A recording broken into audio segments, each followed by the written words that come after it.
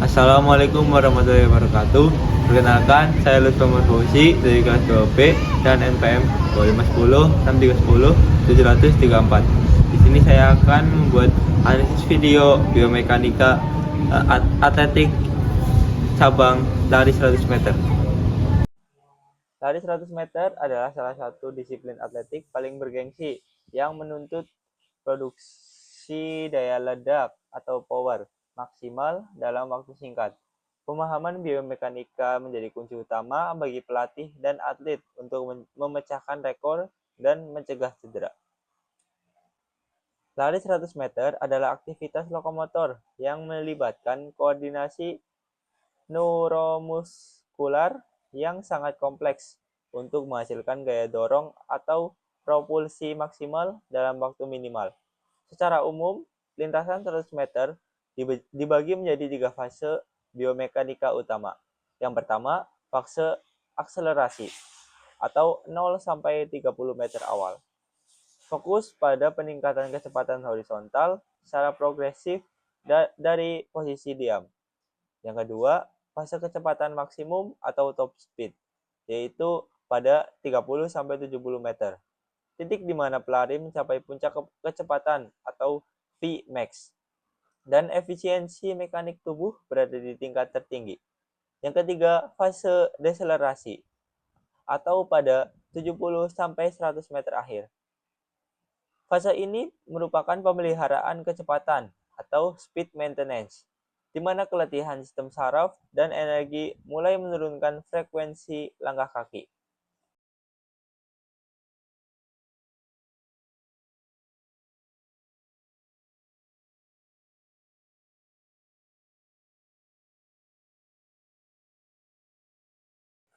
Biomekanika start block.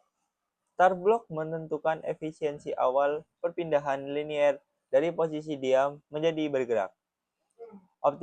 Optimalisasi sudut sendi. Sendi lutut di depan diatur sekitar 90 derajat untuk memaksimalkan kerja otot quadriceps. Sudut lutut belakang diatur sekitar 120 derajat untuk memberikan dorongan ekstensi yang cepat. Penerapan hukum Newton 3. Saat aba-aba, ya, atletik memberikan gaya aksi yang besar pada start block. Start block memberikan gaya reaksi yang sama besar dengan arah berlawanan. Mendorong center of mass atau CM atau pusat massa tubuh melesat ke depan.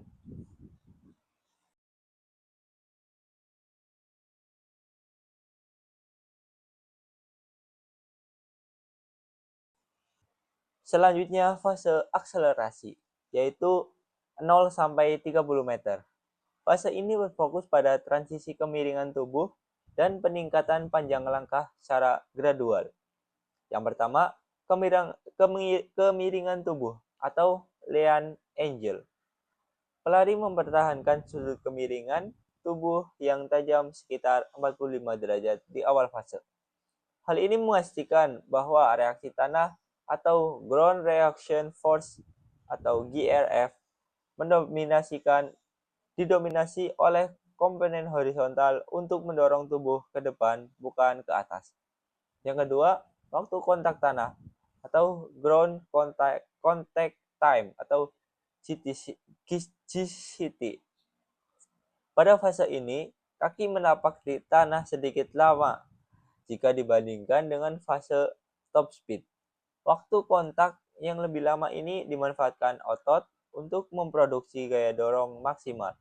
Yang ketiga, progresi langkah. Panjang langkah atau straight length bertambah secara konsisten dan bertahap di setiap langkah tanpa dipaksakan atau overstriding. Fase kecepatan maksimum yaitu 30 sampai 70 meter.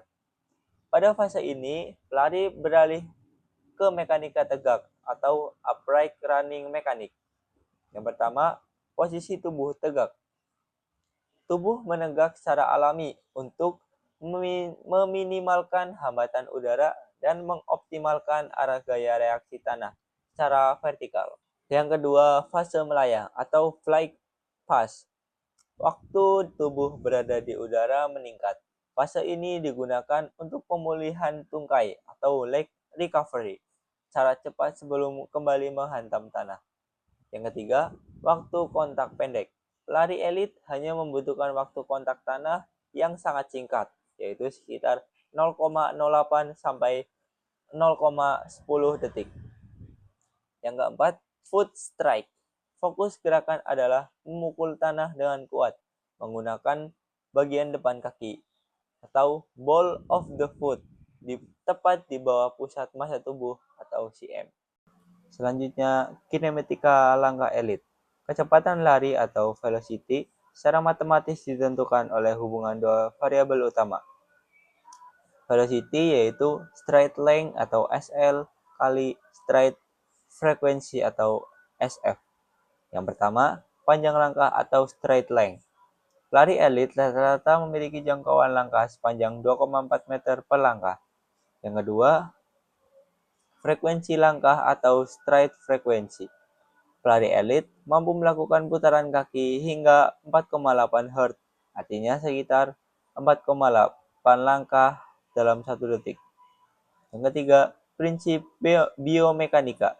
Kecepatan maksimal diraih bukan dengan memaksimalkan salah satu variabel saja secara ekstrem, melainkan dengan menemukan titik keseimbangan atau equilibrium optimal antara panjang langkah dan frekuensi langkah sesuai dengan antropometri tubuh atlet. Selanjutnya, analisis gaya kinetika sprint. Yang pertama, parameter kinetika. Yang kedua, fase akselerasi.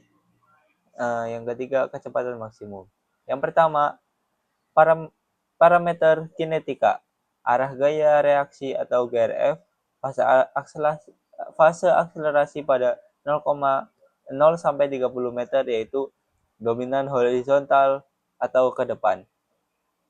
Kecepatan maksimumnya yaitu pada 30 sampai 70 meter dominan vertikal atau ke atas. Yang kedua, besar gaya dorong. Fase akselerasi 1,5 sampai 2,0 kali berat badan. Kecepatan maksimum 3,5 sampai 5,0 kali berat badan. Yang ketiga, waktu kontak tanah atau GCT. 0,5 sampai 0,15 sampai 0,20 detik. Kecepatan maksimum 0,08 sampai 0,10 detik. Yang terakhir, stabilitas pusat massa atau CM. Fase akselerasi yaitu perpindahan vertikal sangat rendah dan pada kecepatan maksimum osilasi vertikal terkontrol.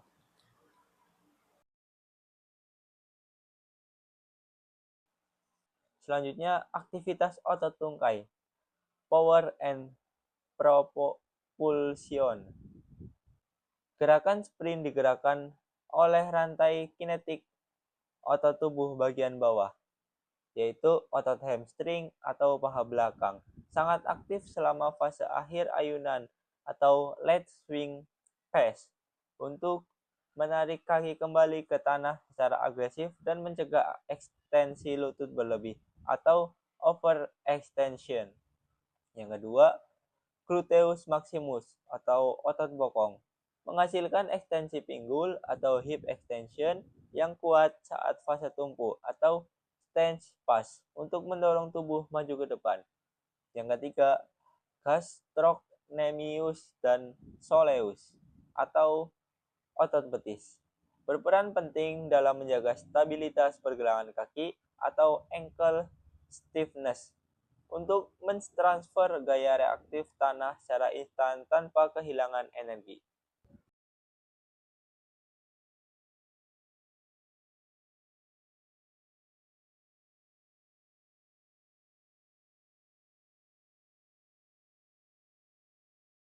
Selanjutnya, profil kecepatan lari 100 meter. Yang pertama, kurva kecepatan. Kecepatan tidak konstan dari awal hingga akhir. Grafik kecepatan akan naik tajam dari 0 meter hingga 30 meter atau akselerasi. Mulai melandai namun tetap naik hingga mencapai titik puncak atau Vmax di area 50-70 meter. Yang kedua, fenomena deselerasi. Setelah melewati 70 meter, kecepatan akan mengalami penurunan minimal.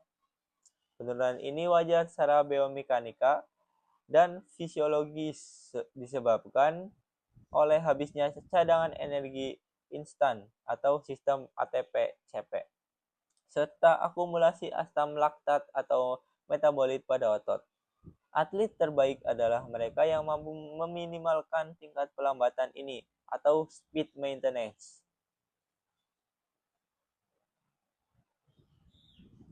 Selanjutnya, mekanika lengan dan koordinasi tubuh. Yang pertama, keseimbangan momentum atau hukum angular. Ayunan lengan yang kuat akan sejalan dengan pergerakan bahu dan pinggul.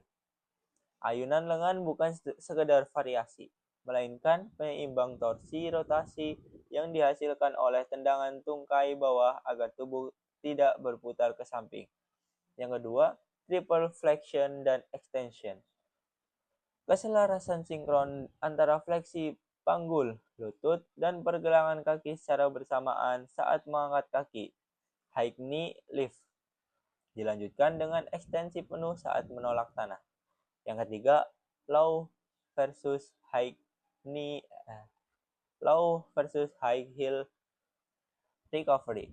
Pada awal akselerasi, tumit bergerak rendah di dekat tanah atau low heel recovery untuk menjaga arah dorongan tetap horizontal.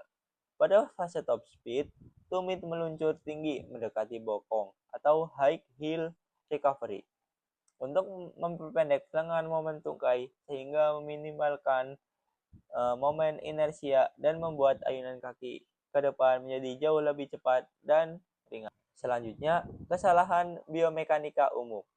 Pelatih seringkali harus mengoreksi 3 kesalahan mekanis berikut.